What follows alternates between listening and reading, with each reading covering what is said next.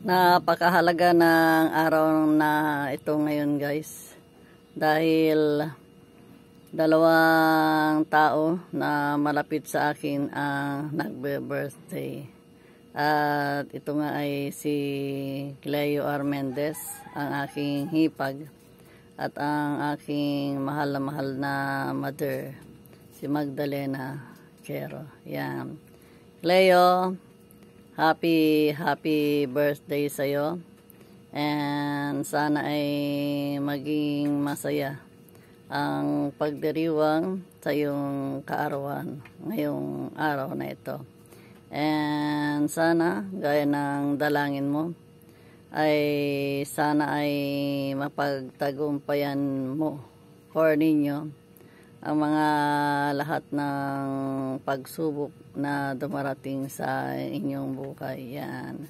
Kaya nga ng sabi, hindi ibibigay sa atin ng Panginoon ang mga pagsubok kung hindi natin mapagtatagumpayan. Kaya for sure ay mapagtatagumpayan mo yan nyo in flying colors, sabi nga sa English. Yeah.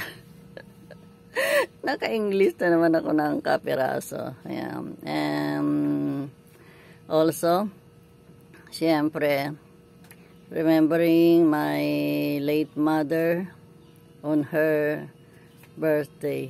Yan, kung siya ay nabubuhay pa, ay medyo matanda na rin, 40, 23. Hindi ko na yata makwenta yung kanyang edad. Yan, pero alalahanin din ang kahit na siya ay wala na dito sa mundo, ay siyempre akin pa rin siyang naalala.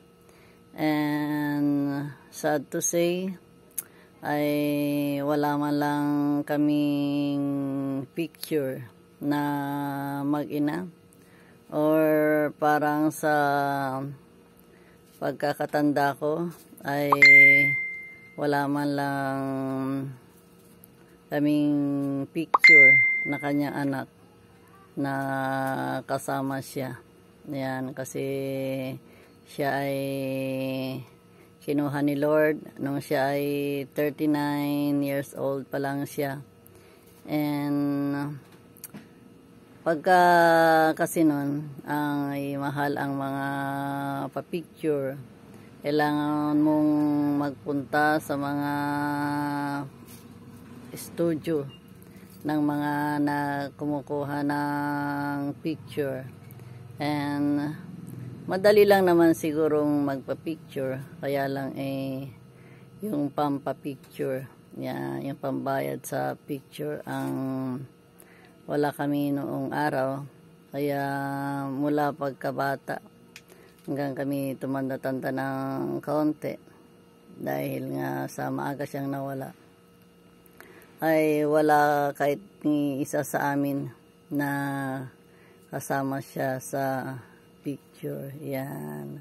Kahit na halimbawa nung pagka mga graduation, ganyan, dahil nandito pa naman siya nung ako'y grade 1 at grade 2.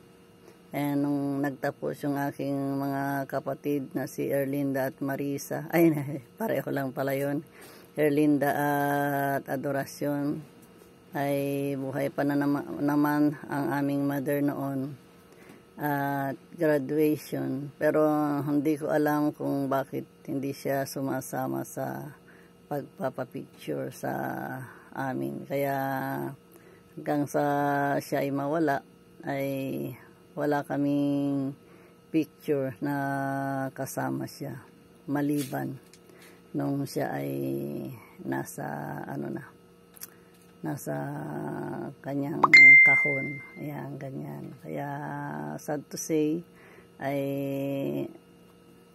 wala man lang talagang naiwang alaala.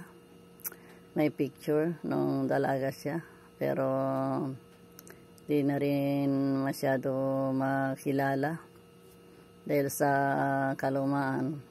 Kaya ganun ang mga pangyayari kung bakit wala kaming picture na kasama ang aming mother. Yan.